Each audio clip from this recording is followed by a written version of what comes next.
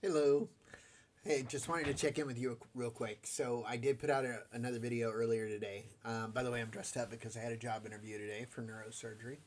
Not bragging, but so anyway, I feel like I look like Larry King on here with my microphone and the suspenders. So I had a appointment today with my nutritionist, and she was telling me because I was complaining that I've only lost 15 pounds since surgery, and she was telling me that this is a good thing. This is expected. I don't know if I mentioned this in the earlier video, but I just wanted to say that that these little milestones are important, and that the slower I lose the weight, the longer it stays off. And um, yeah, so finding things that you can eat that settle well with you. I do these ricotta bakes that were recommended by one of my bariatric friends. Um, and basically it's ricotta cheese, eggs, and if you do it savory, it's ricotta cheese, eggs, Parmesan cheese, like oregano, some Italian spices. You mix it up. You put it in muffin cups, and you make these little bakes like muffins. And when you pull it out, like the savory ones, you put a little bit of like marinara sauce on it, and there's your savory like Italian.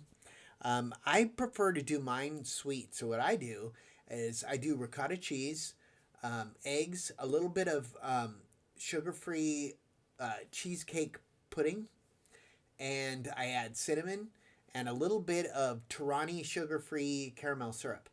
And I mix that up and make it good and thick because these muffins tend to collapse on you in the middle, so that they look kind of funny.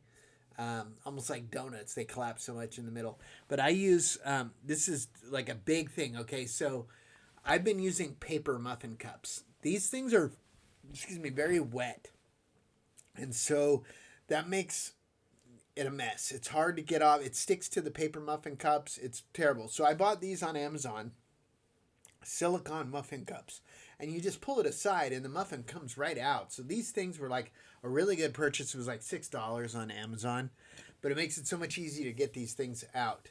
I've also found I make sugar-free pudding chocolate, and I use a cup of my chocolate protein drink and 2 cups of Fairlife milk. I think I might have given this recipe earlier.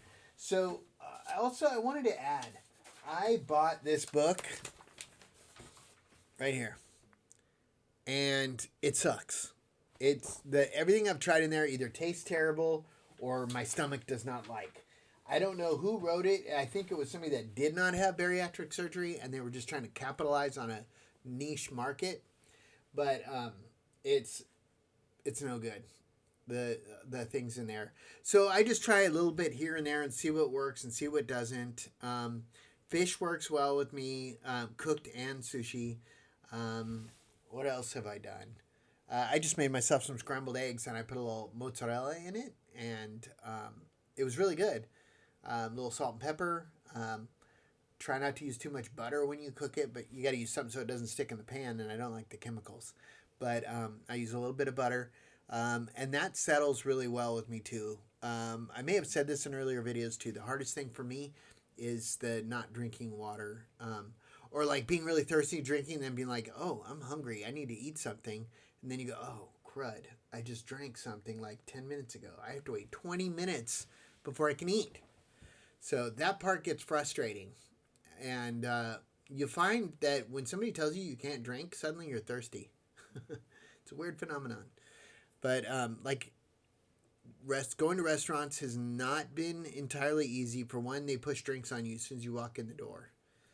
And also, oh, so I was going to share something earlier with you that I wanted to share. So my surgery, like I did it at the VA, and I get this card that says, here, look. So I will read it to you because it looks a little out of focus. The patient listed had a surgical procedure which decreased the capacity of the stomach. They cannot eat an adult-sized meal. Please honor with a smaller serving.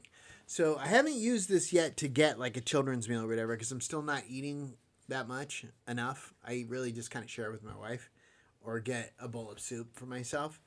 But I always feel the need to share this with the waitress because I feel like, I go in, we bring my 4-year-old. She doesn't eat restaurant food, so we end up having to pre-make food with her so that we can go out to a restaurant. So we go in. My wife orders a meal.